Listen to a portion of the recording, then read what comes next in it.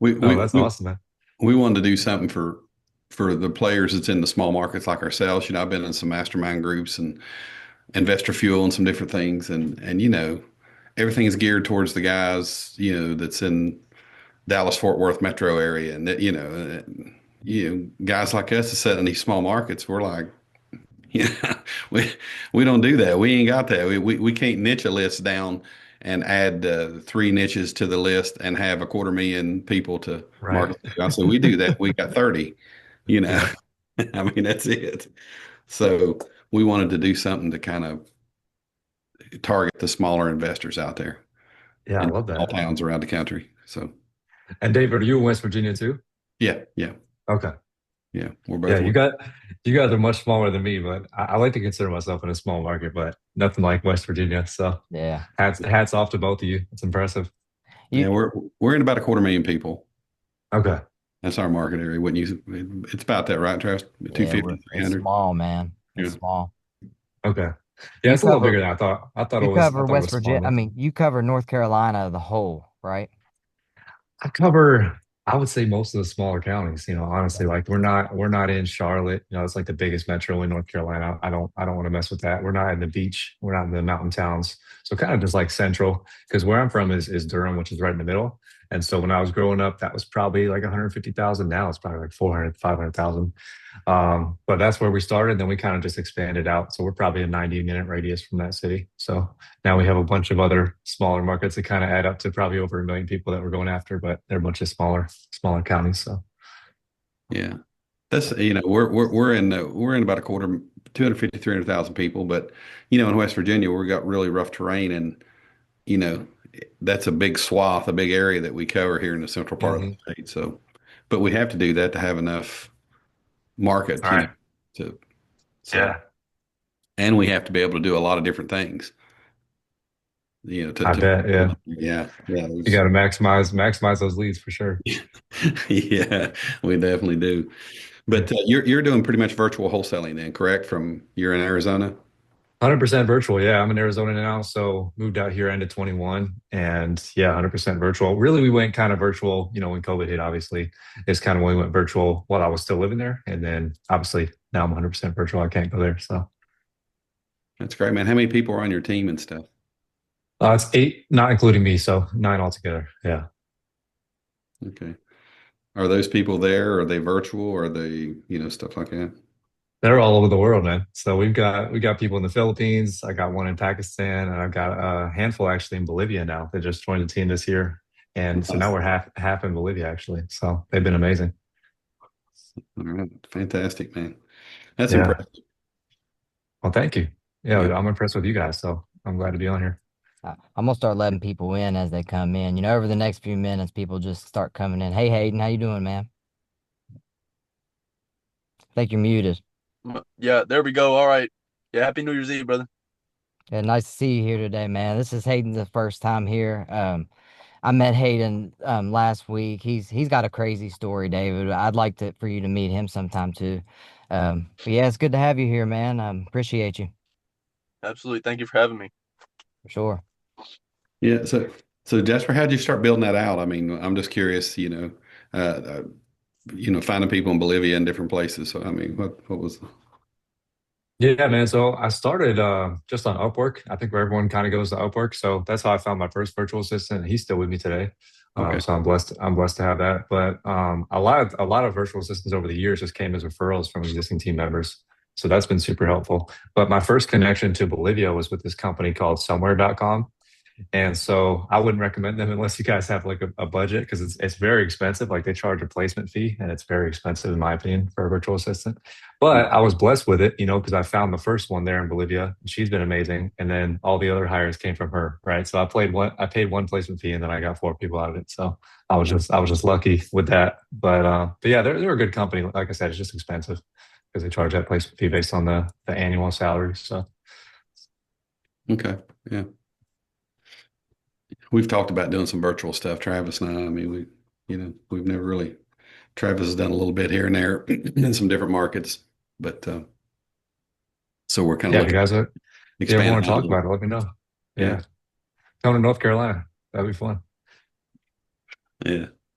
Yeah, we like North Carolina. I think North Carolina is just a fantastic market, a lot of growth, Yeah, I agree. Yeah, for stuff sure. going on, Is that down your there. main focus? Is the stay in North Carolina with this? Like, I know a lot of virtual guys eventually, they expand nationwide, all this stuff. Like, is that something you want to do, or do you want to just focus right there?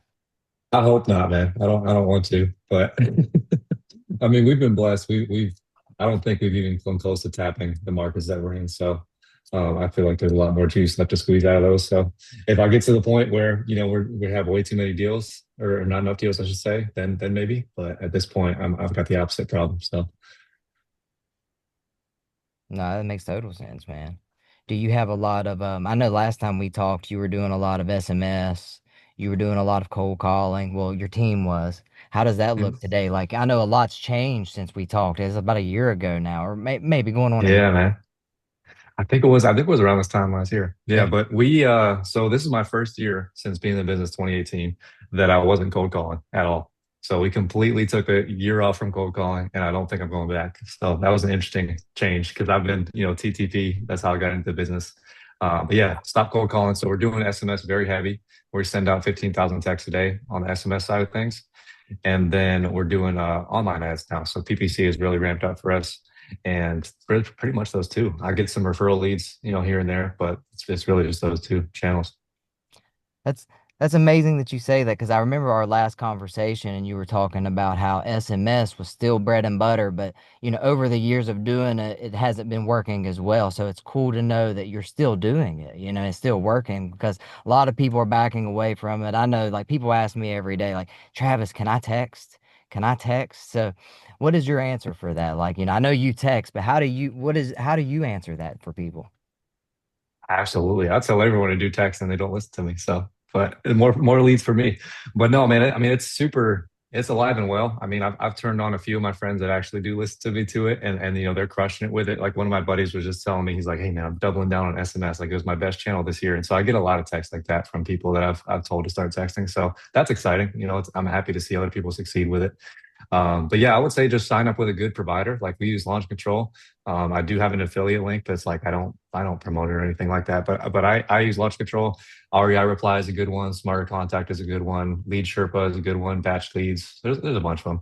Doesn't really matter, but just sign up with like a reputable provider, like one of those five I mentioned probably, because they're going to take care of all the compliance for you on the back end, so that you don't have to worry about that. So once you actually get registered and you're compliant, then you can do whatever you want.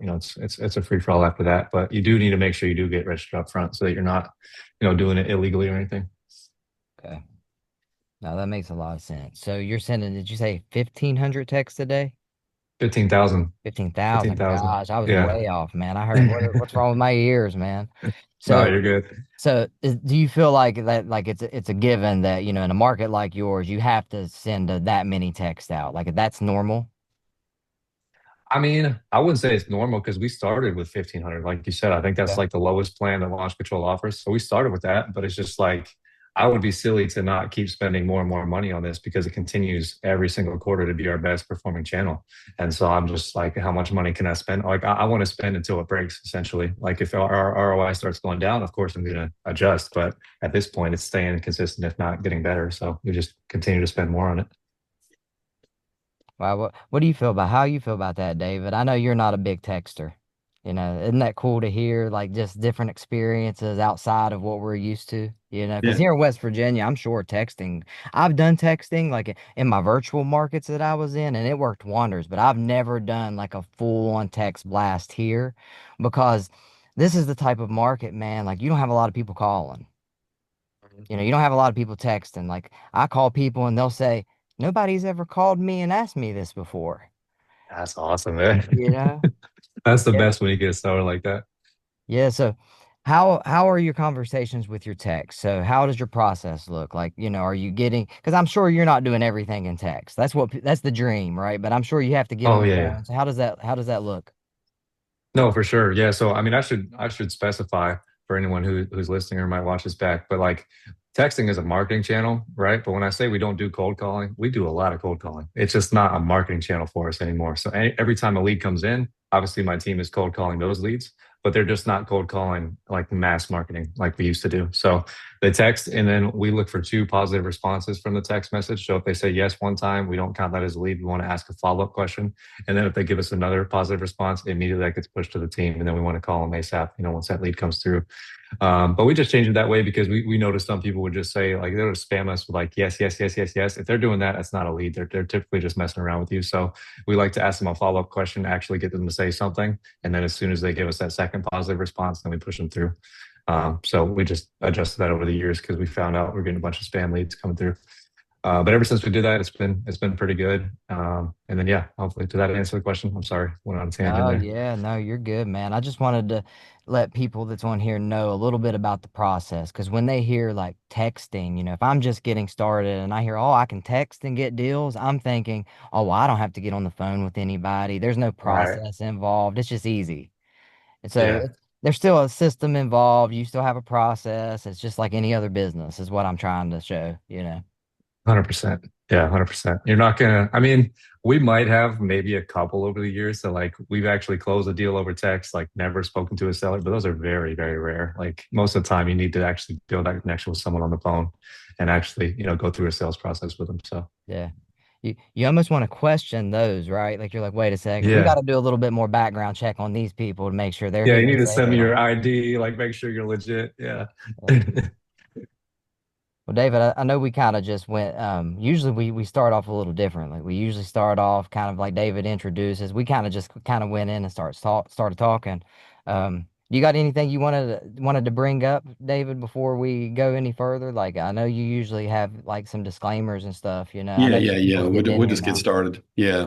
Okay. So everybody, this is not professional legal advice or financial advice. We hope you keep your cameras on so we can see you and talk to you.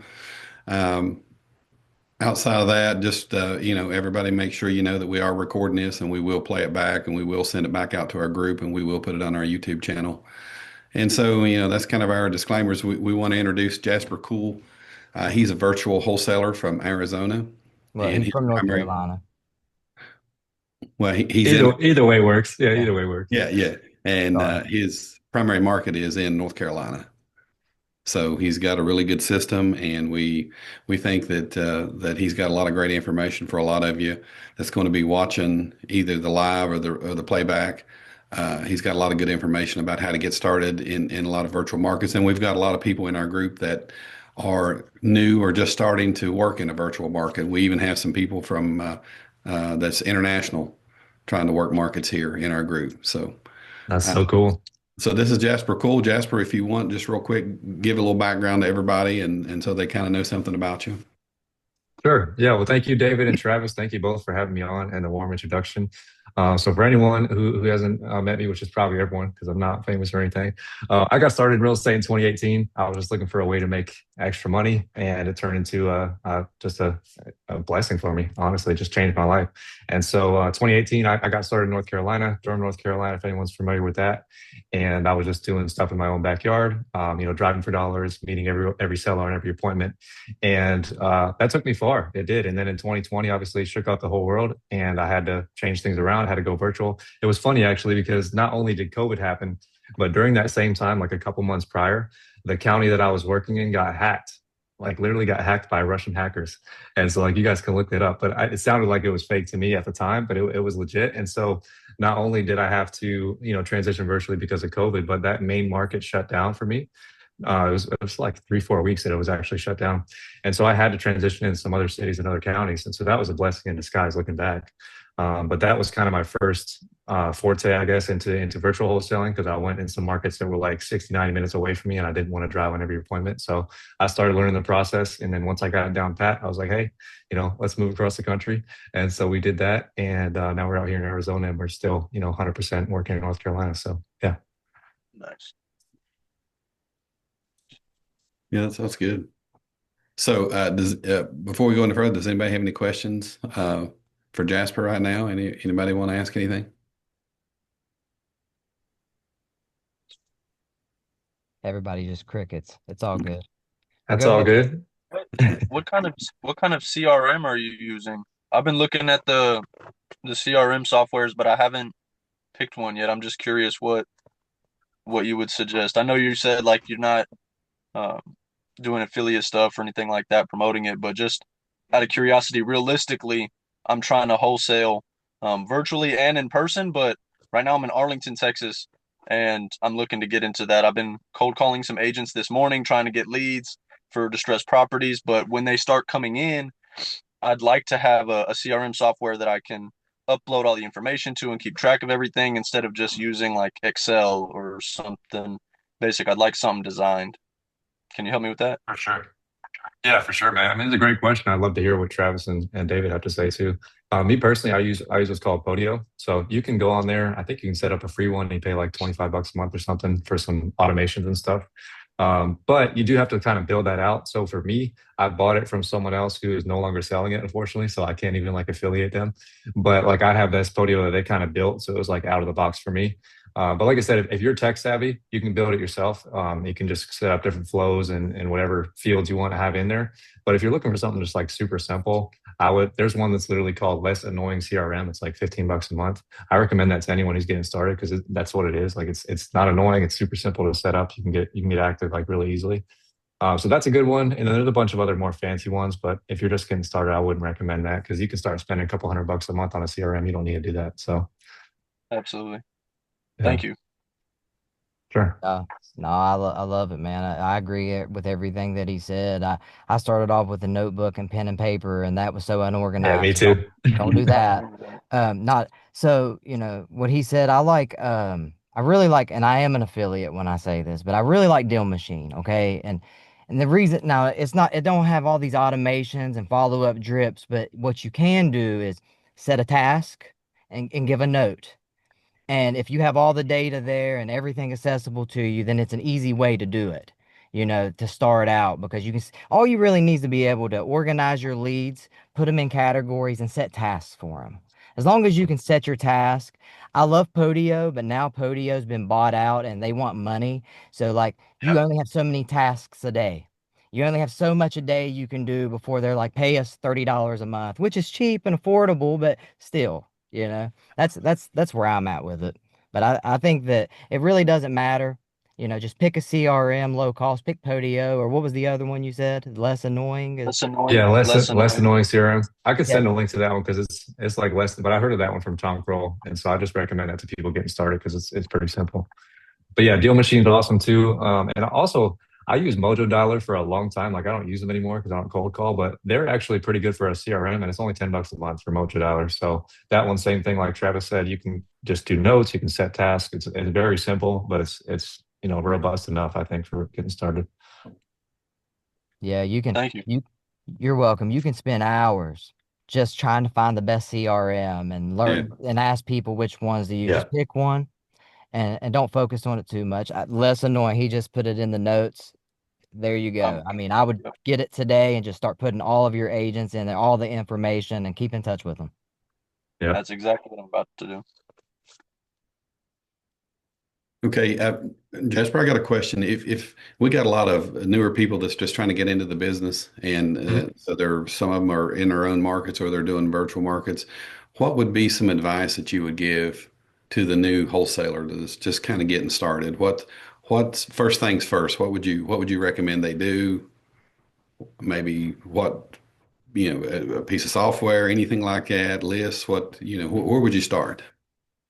For sure. Yeah, great question. Well, if you're doing it virtually, then I would suggest going on Deal Machine, like Travis said. They have this really cool new feature. I guess it depends on your budget, but they have a really cool new feature where you can drive for dollars virtually, so you don't even have to be a local in the market. So, I mean, first things first, you got to pick a market, right? So I would say pick a market. Doesn't have to be a major metro. Me and Travis and David are all on the same page here. We would recommend not going into a major metro. I would recommend finding a small town in the Midwest or something like that. It's probably a good area to look and just find something maybe somewhere in between like 150 to 300,000 or 300,000 population in that city, and probably with a median home price. What would you guys say, like 150 ish median home price, somewhere around there? I think that's a pretty good place to start.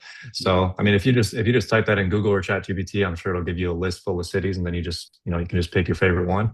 But yeah, first things first, I would suggest picking a market and sticking with one market for at least your first year. I would not go in any other markets for at least 12 months. Just make sure you master that first market first and build connections there.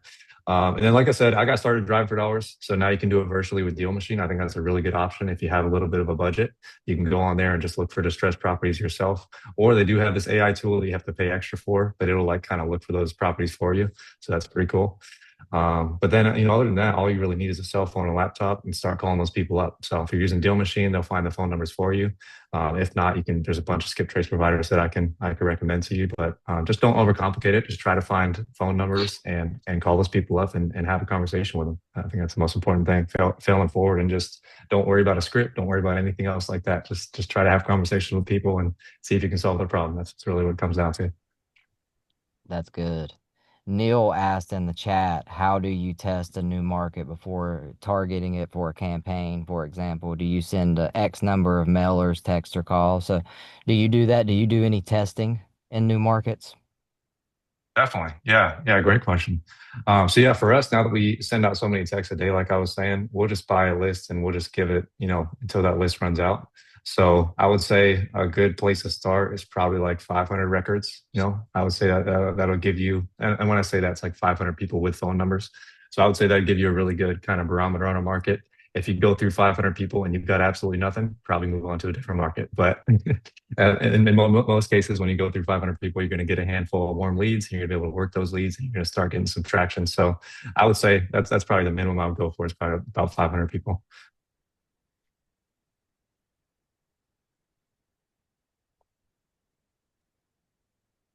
Yeah, very good. Okay, so let's say we've been around for a year. We've got some deals going. We're doing okay. What would be the next step? So you told me that you have 8 or 9 different people, virtual assistants, on your team. So we've been in it a year. We're doing some deals. We're starting to make a little bit of money. What would come next? Yeah, great question.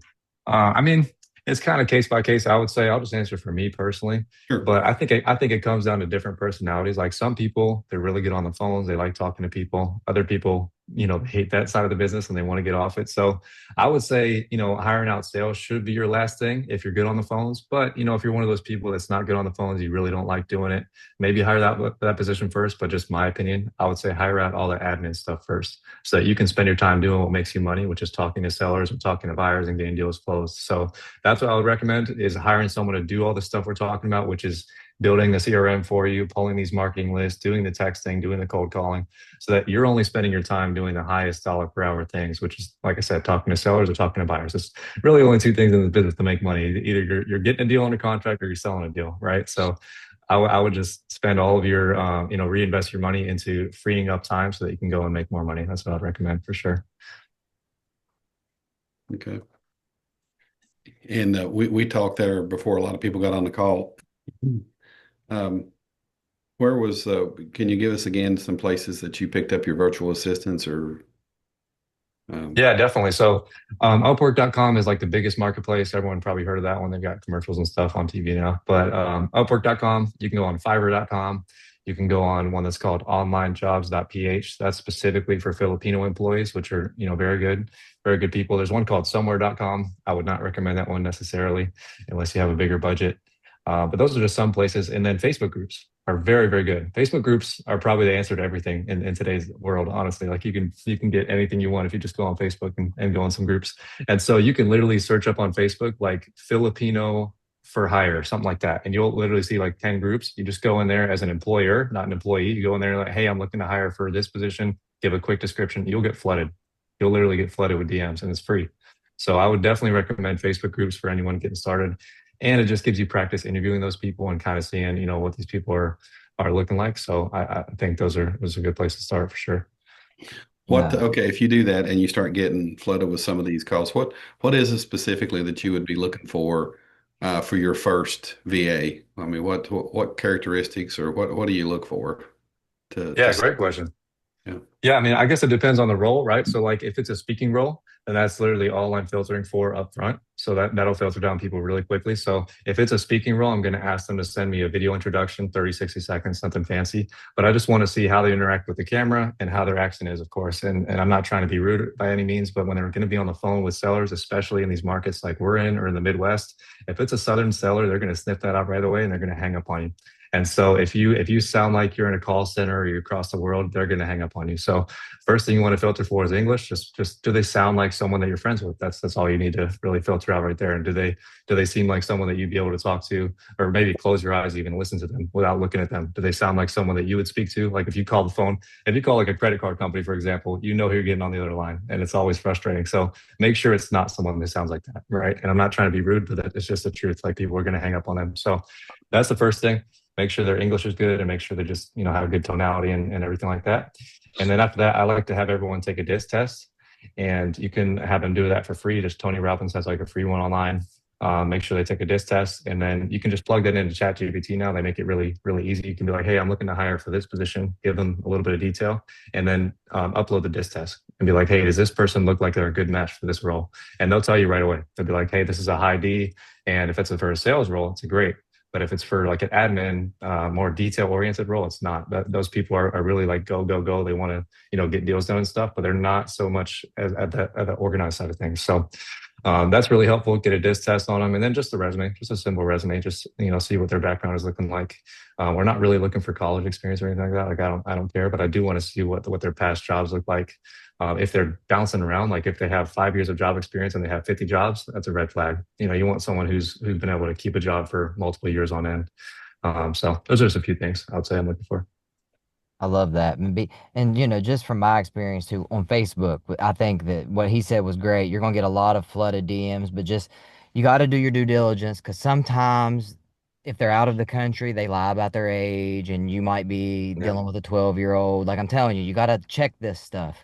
And what I like to do is like, let's say you will get like 100 messages in some of these groups. Like they will start messaging you like crazy, and I like to put them through hoops. Like I'll say, okay, thanks for messaging me. Please send me an email with this in the subject, and I want this, this, and this in the email with a video of you saying this.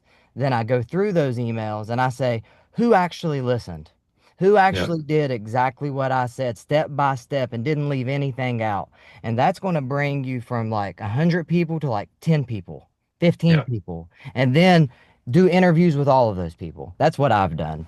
Because I've done the other stuff too. Like I've paid like Start Virtual, and like that they train people for you.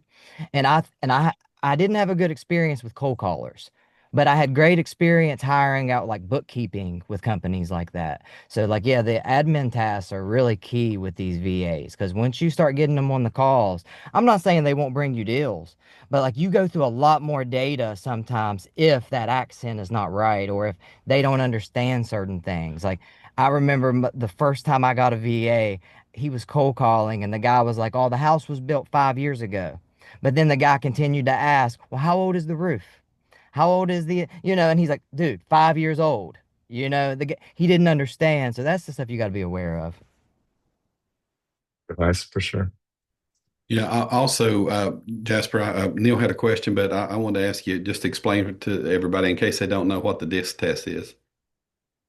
Yeah, it's just a personality test. So there's a bunch of them. I like the disc test because it's super simple. I'm not the smartest guy, so it's really easy for me to. It's color coded too, so it's nice to look at. But yeah, I think Tony Robbins created that. I'm not sure if that's accurate, but I think he was the one to create that. And that's just the one I've been using. There's a bunch of them out there, like the Myers-Briggs test and a bunch of other personality tests that rank on scores, and they get more like specific and detailed. And I don't really like that. I just want something simple that I can look at. So that's why I like this test. Okay. And Travis, what did you get Neil's question there? Yeah, man. Like, what are you doing for AI right now with your wholesaling? Like, how are you incorporating it? I'm sure you are, because if you're not doing it at some level, you're kind of missing out, right? But what are you doing? Yeah, yeah. I mean, there's two sides of that coin, I would say, for AI. So on one side of the coin, like I'm very bullish on AI. I think it's definitely going to change a lot of things in our world. But on the other side of thing, I think people are way too obsessed with AI right now. And at the end of the day, it comes down to just people skills doing what we're doing right now, just talking to people. You can have all the AI in the world, but they're just still going to want to talk to someone at the end of the day. And at this point, I'm testing it right now, but at this point, the AI is not very good at like empathy and sales and actually understanding the nuance that goes into, conversating with a human being. So we're definitely using AI. I don't want to dodge the question, but I would just say don't get caught up into it, especially if you're new. If you're new, just put the reps in yourself and build those skills. But once you do build a team, it definitely can help you out a lot. So we've been talking right here. I've probably mentioned ChatGPT like 50 times. So we use that, very, very often.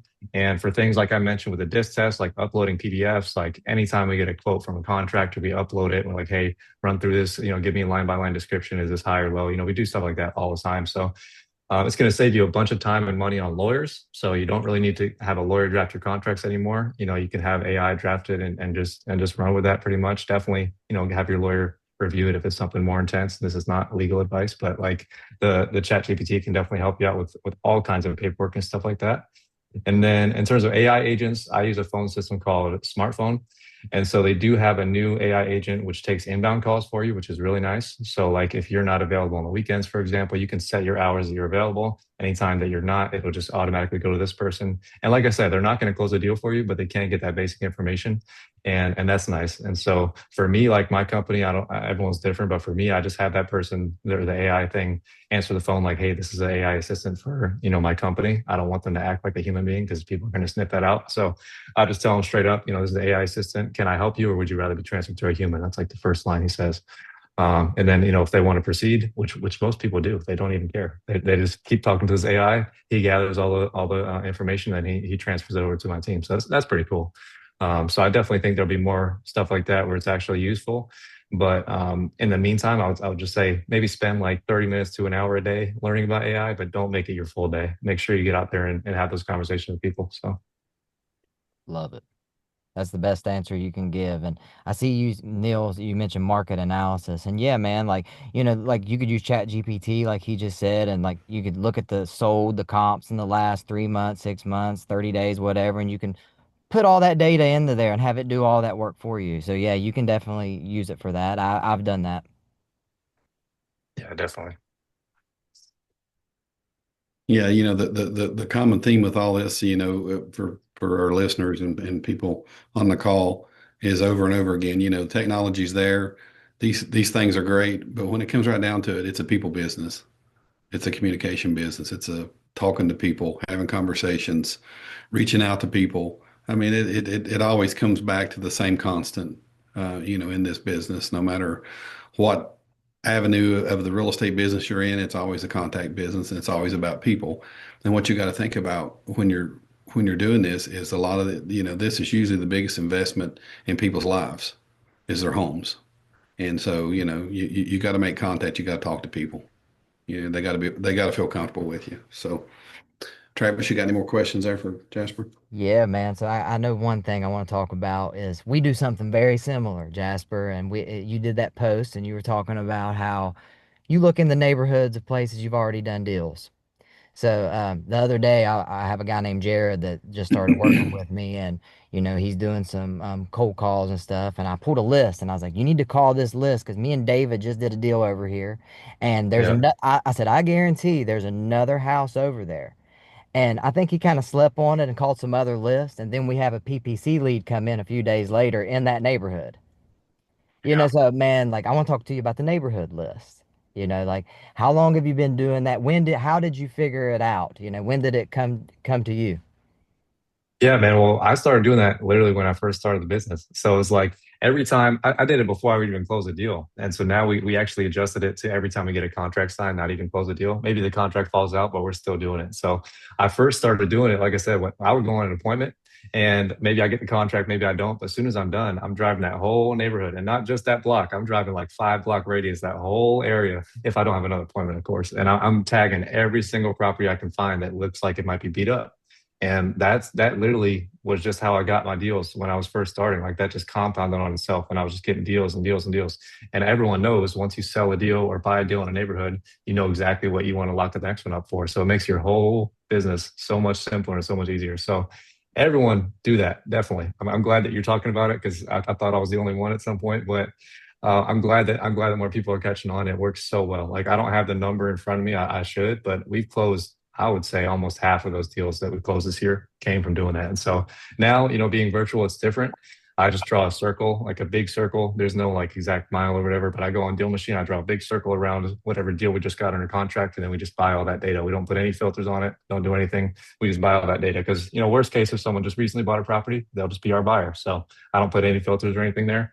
we buy the whole thing, we text them, we call them, we send mail to them, all that. So yeah.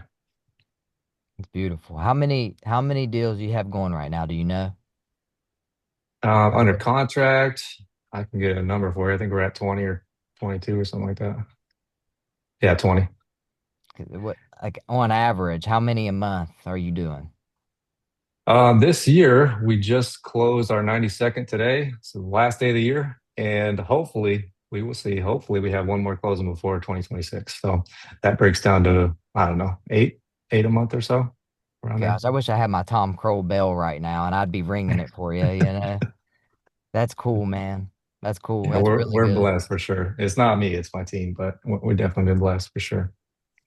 Yeah, so I think I asked you this before, but I gotta ask again. Was it always the plan to do a team of like 8 people and assistants, virtual, and do all that? Like, was that always the goal? In your mind? Definitely not, man. I mean, I didn't think I would even still be wholesaling probably at this time. I thought when I first found out about wholesaling, I thought it was a scam. And I didn't even think it was going to work for me. And so, I was blessed to close my first deal, and then I was just putting one foot in front of the other. Like I was like, okay, I closed the first deal, and I was super excited. I made a bunch of money, but I was like, is this even real still? Like I didn't believe it. So then I closed my second one. I was like, okay, I made more money than the first one. I was like, man, this is awesome. Like, can I keep doing this? Like, is this illegal? And then, I'm paying my taxes, so it's not illegal. But here we are. I didn't expect any of this to happen. So no, but I tried the other route, which is building a team in office. It wasn't for me at the time. I was also younger, more immature, and I wasn't like a good leader at all. So it was my fault. But I didn't necessarily love that route, so I kind of went the virtual route, and it's working for us. But no, that definitely wasn't the plan starting Oh, out. it's working. I mean, dang, dude, 8 deals a month, like that's really good. Like, you're just being like that's really, really good. So I'm proud of you for real. I'm proud Thank to you. know you and talk with you. So my question next is like, how much work really is that for that 8-person team? Like to explain to people like that's a lot of work. Like that's not just because once you get it under contract, then the games begin. It's making sure For title sure. companies, buyers, everybody's on the same page. So can you go in depth with that with us?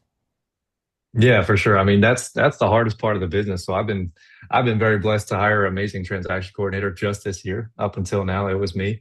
And I think that's what really took off our business this year is because I wasn't the bottleneck anymore on that side of things, which, like you said, once you get signed a contract, then the games begin. And it literally is like games with these sellers, with these buyers, something pops up on every single deal. Like we just had our end of year meeting.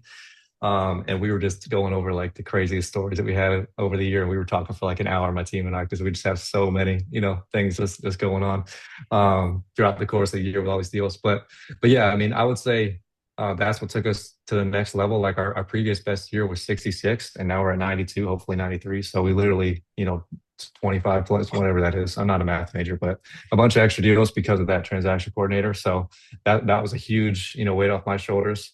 But yeah, in terms of the work, I mean, I could just share some numbers if it's helpful for people. But like on average, on a monthly basis, we get anywhere between 600 to 700 leads. So those are just leads coming in from texting and online leads. And then offers is where the work is. So I have a team of 4 people that are just making offers all day long. And so they just set a record actually on Monday. They got 76 offers in one day. Made 76 offers in one day. So me by myself, it would take me a full week to make 76 offers. So that just shows you guys, how much work goes into getting these contracts, get these deals under contract. So 76 in one day. Obviously, that's not every day, but I would say on average, we're probably around 30, 35 offers made a day between those 4 people.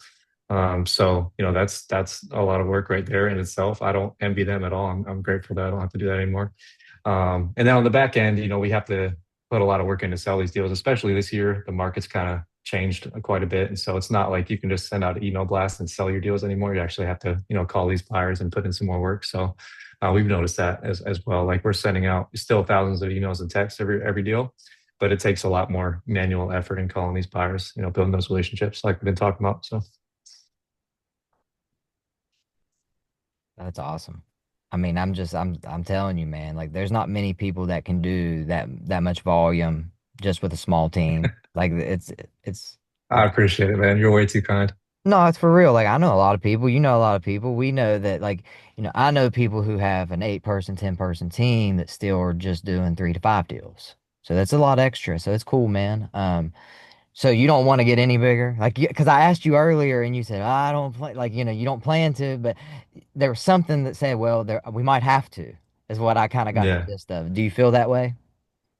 I think so. Yeah, I think so. And this year, like I said, we've been blessed, to make that jump from 66 to 90 plus. So next year, we're definitely looking to make a bigger jump. So if that means a bigger team, so be it. I think we can do more with our current team because I hired 3 people in the last 3 months, and so they weren't here for the full year. So I think we can do a lot more with our current team. But we'll see. I'm kind of all in now. So we're going towards growth. Hopefully, getting much bigger next year. We'll see. That's great, man. David, do you have anything? You got any other questions, or does anybody else? Well, I want to circle back around about that neighborhood stuff. I kind of date myself, but I was a real estate broker. I used to be an ERA brokerage, and years ago, and we used to do something called a Magic 25. That was a big thing. Is anytime that we listed something in a neighborhood, or I took it a step further, anytime another company would list something in a neighborhood, uh, our agents would go out and work the neighborhood and we do 25 contacts around that listing. So for you as investors, you're looking out here, you see another investment company buy a property or something in a neighborhood, there's your lead, there's your neighborhood to work. It's right there in front of you.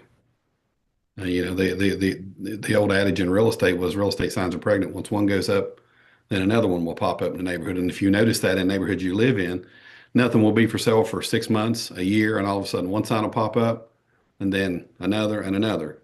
So, you know, it's just amazing how that works. But there is a lot of value to that working those neighborhoods, either driving them, mailing them, doing something like that, buying the data. So that's a good point.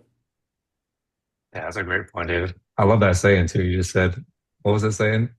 What's that? Something about being pregnant. I like that saying. Oh, real estate signs are pregnant. Yeah, that's what There you we're. go. Yeah, He's I Yeah, like full that. of them. He's full of this stuff. I got to keep a camera on this guy at all times, especially when I I'm looking know. at a house with him. Oh my gosh, I'm telling you, man. He's yeah. full of them. I love it. I got that full on hillbilly going all the time. So it's. No, I love it.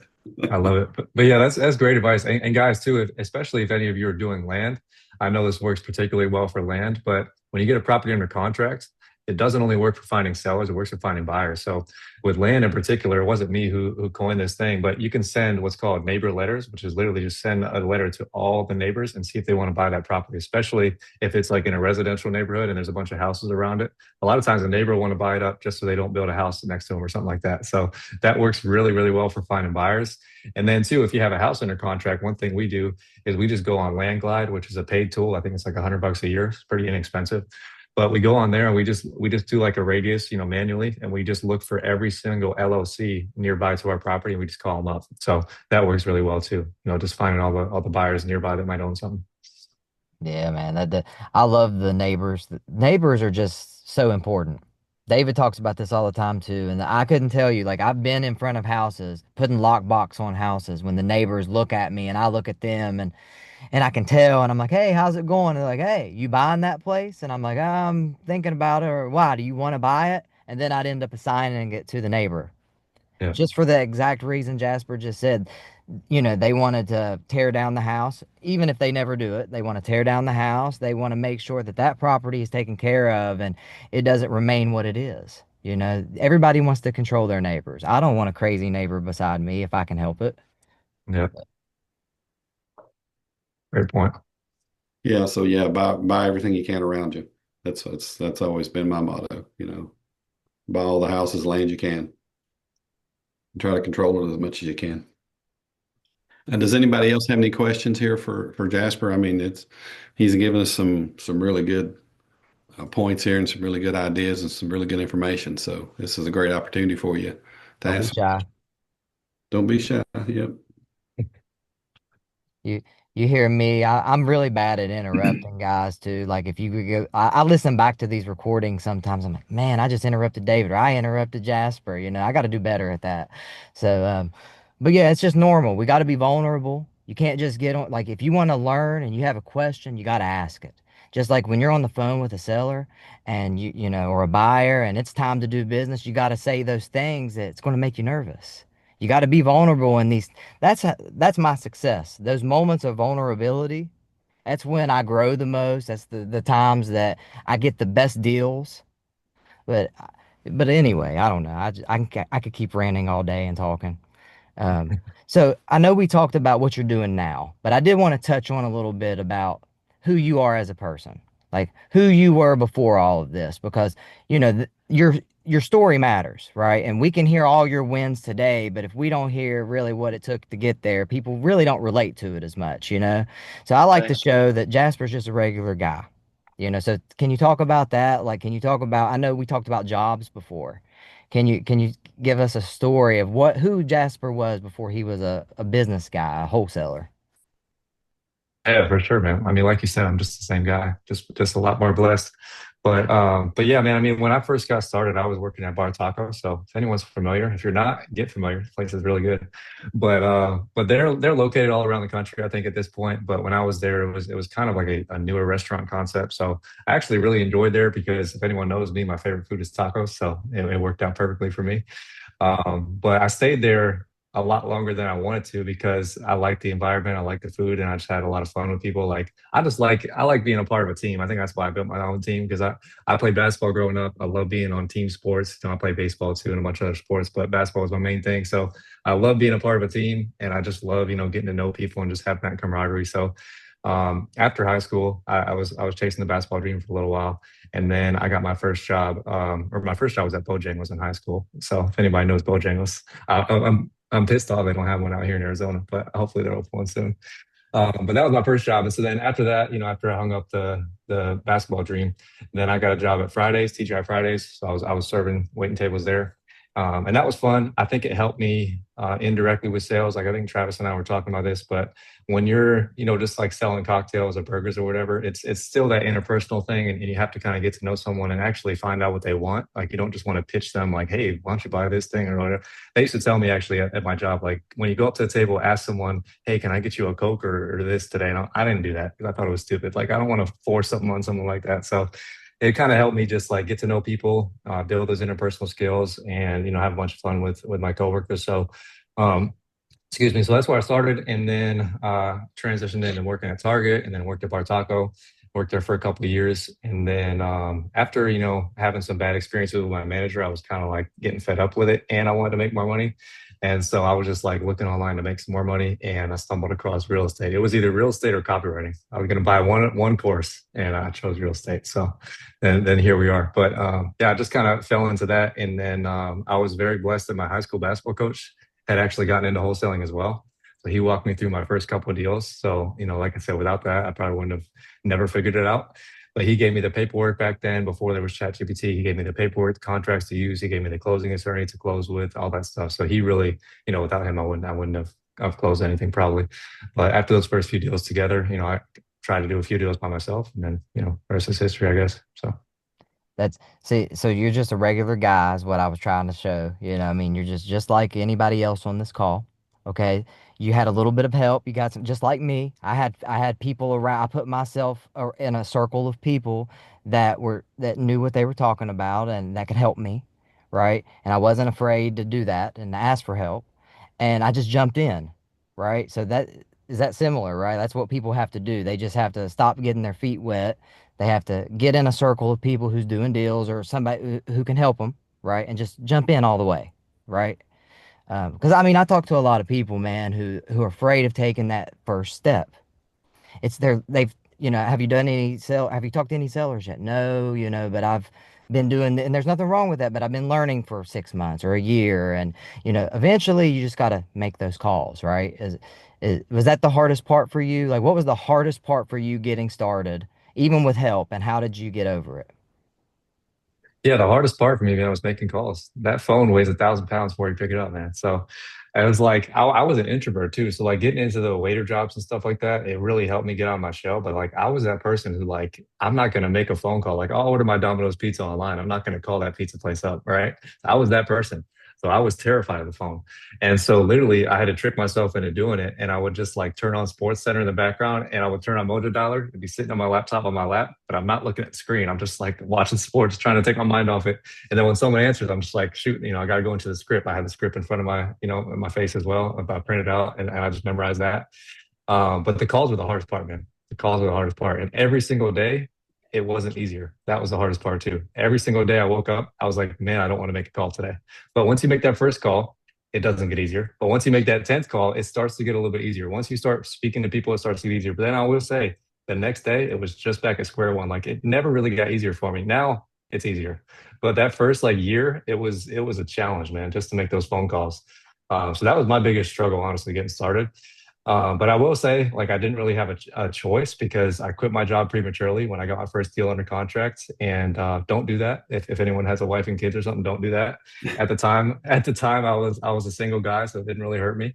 But I almost did get evicted out of my apartment because I didn't have any money, and that deal fell out. That first contract fell out. So that left me with no choice, right? So I got up and I was like, man, I don't want to make these calls. But I was like, well, I have no money in my bank account, so I'm gonna make some calls today. All right. So that was kind of, I had no choice.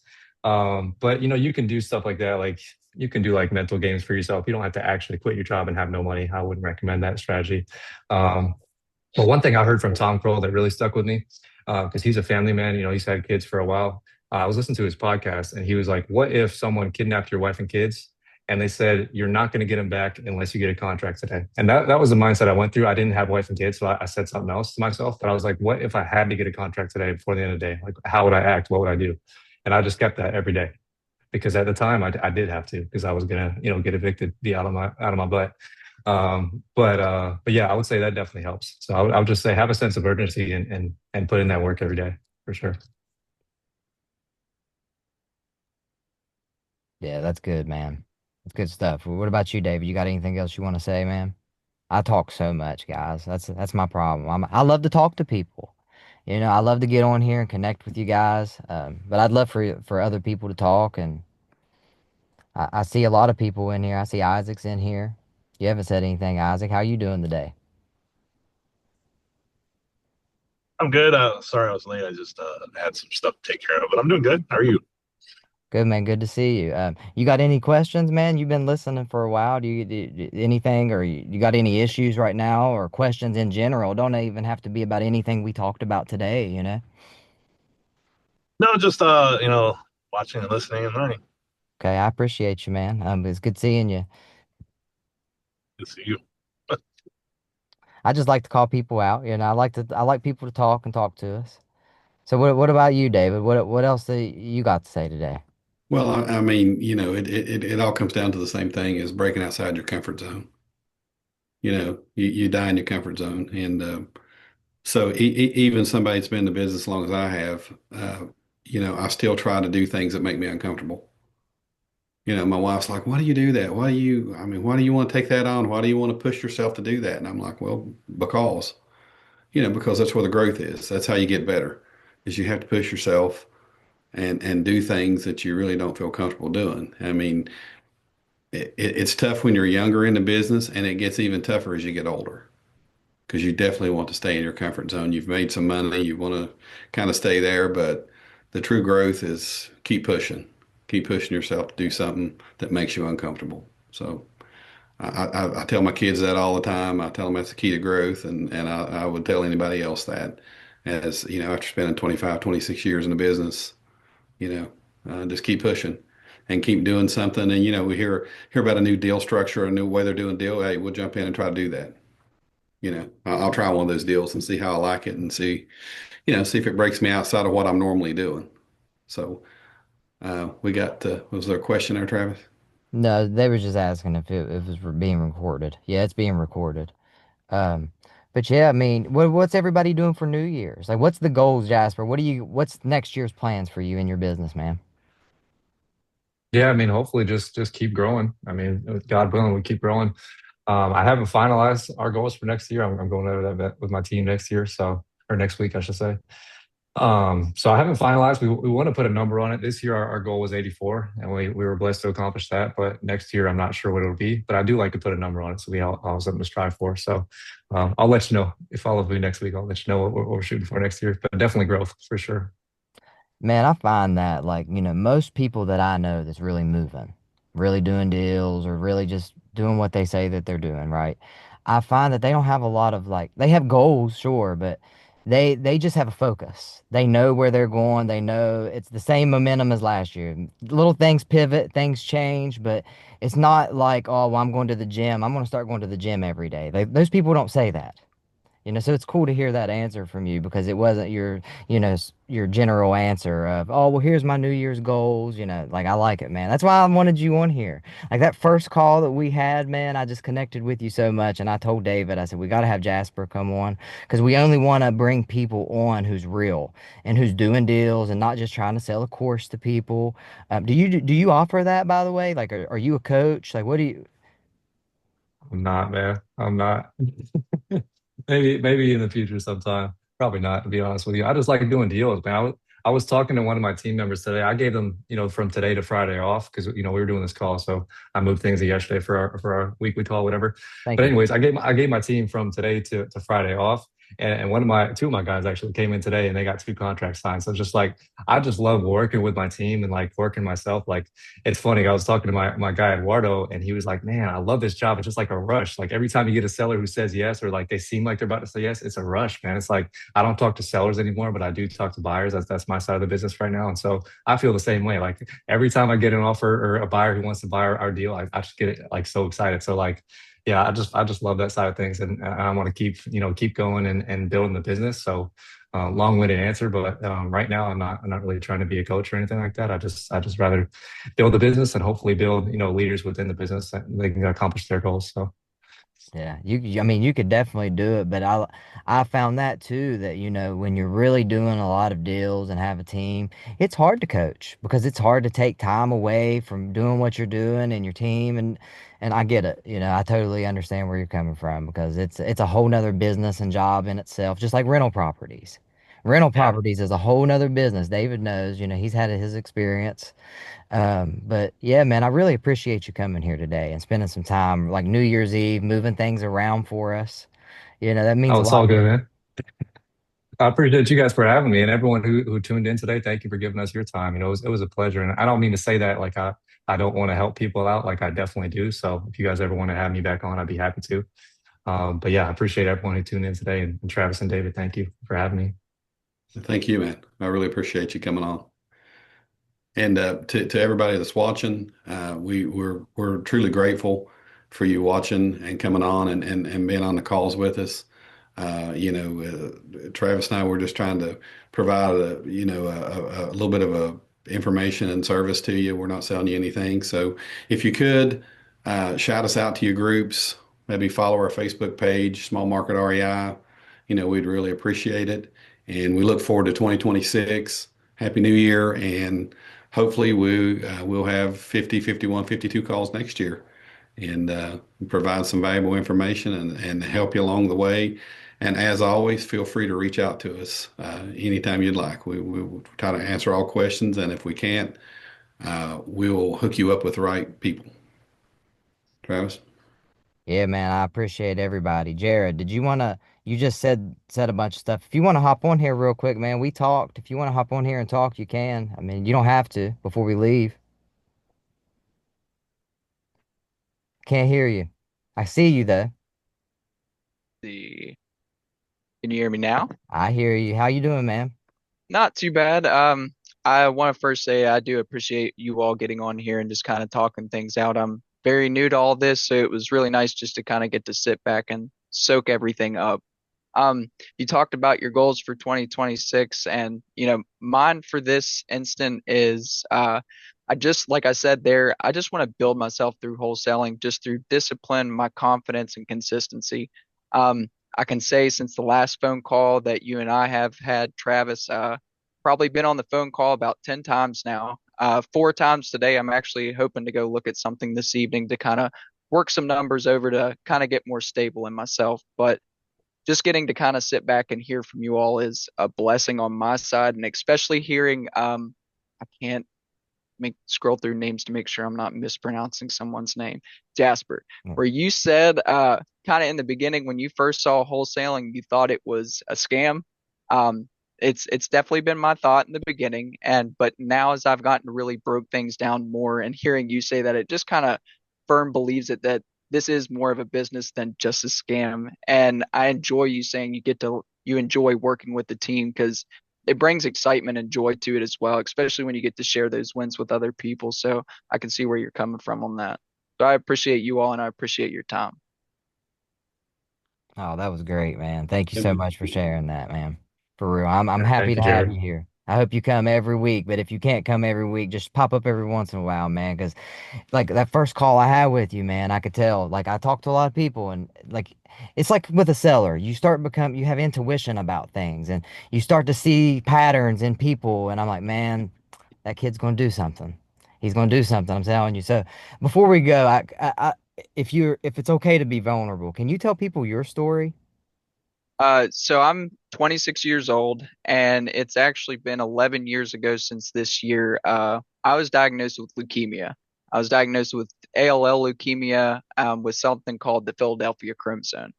Um, it's not that my life was, they were telling me that I was going to be gone, but I was definitely put back for a while. I just was getting ready to go into my sophomore year of high school. I'd actually went on my first ever missions trip. Went up to Spencer, New York to do some work and was training for cross country and things kind of got hurt up there and lo and behold, they thought I'd hyperextended some muscles in my hip.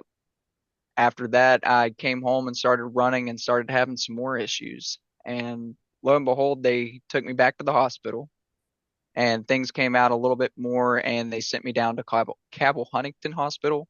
Told my mom there was only a 5% chance that her son might have cancer. They came back to me that night and I kind of woke up that morning knowing something wasn't in the right realm because my whole family was in the room. And anybody about their family, bad news, mine can't hide it worth anything. And so they were all staring at me like, "Hey, is everything all right? What's going on?" So they came in and talked to me, and it was one of those things of kind of how I still take my life today. The doctor sat on my bed and she basically told me I got good news and bad news. It's like, okay, go ahead. She goes, "What do you want to hear first?" And I was like, at this point, surprised me. She said, "Good news is what you have, we caught early." And I was like, okay, bad news. And she said, "You have cancer." Well, to me, it was just a word. I thought there was this whole existential body feeling that you felt sick, that something was going to be really wrong. But I looked at her and I said, "What's next? What's from here?" And so I went through a couple rounds of chemo, and they came back and said I had 3 years of chemo, or hope to see if someone in my family was a perfect bone marrow transplant match. And by the grace of God, my brother was a perfect 10 out of 10 match, same blood type. And they looked at me and said, "This is your path. This is your road that you need to take, and you need to take it strong." And so I went up to Nationwide Children's Hospital in Columbus, ended up having a bone marrow transplant, and was probably up there for 2.5 months, not more or less because of my transplant. They ended up having to put me on pain medicine to deal with some of the things that I was going through. And I was on a continuous plus a button that I could hit every 15 minutes, a specialized pain team care that was supposed to get me off of those medications without withdrawal. 3 times under their care, I withdrawed. Before I was able to come home, I had to take the same little pill, but I was staying at the Ronald McDonald House because I had to stay in like an apartment and withdraw it again and had to go back. So I started pain medicine when I was sick, probably mid-December of 2015, and didn't get off of it until mid-March of 2016 under specialized pain team care and doctors following up with me every week. Um, like I said, I'm 26 years old. I still go to my doctor's appointment every couple of years and so, but it was one thing that really took a step back, made me take a step back, and makes me still take a step back today to show me that I'm really thankful for what I have. I still take things for granted. I mean, I'm not out here doing the most, but I am thankful for what I have. It showed me that my time is very precious. The people that I have in my life are very precious. The people that you surround yourself with the most is what matters. Um, Thank you. I want to say I appreciate Travis and Jared both. I know they're in here or he's in here. I reached out to Jared first, and then Travis kind of came in. Even what you all have spoke with me this so far has pushed me a lot further than I think you understand. And just as an appreciation to both of you, I just want to say it again. Thank you both. Oh man, no, listen, man. I'm so grateful to have time with you. Thanks for sharing your story with us and showing that we're all humans in here. That's the point of this, and we all have stories and things to fight for, and that's why this new year has to be powerful. You know, we got to fight for it. We got to fight for what we want. If you're here today on New Year's Eve and you've stayed through this whole thing, then you're here for a reason. You know, you guys just got to act on it, make the calls, and if you need anything, I'm here, David's here, Jasper, I'm sure he does not care if you message him, right, Jasper? Anytime. Yeah. Feel Yeah. free.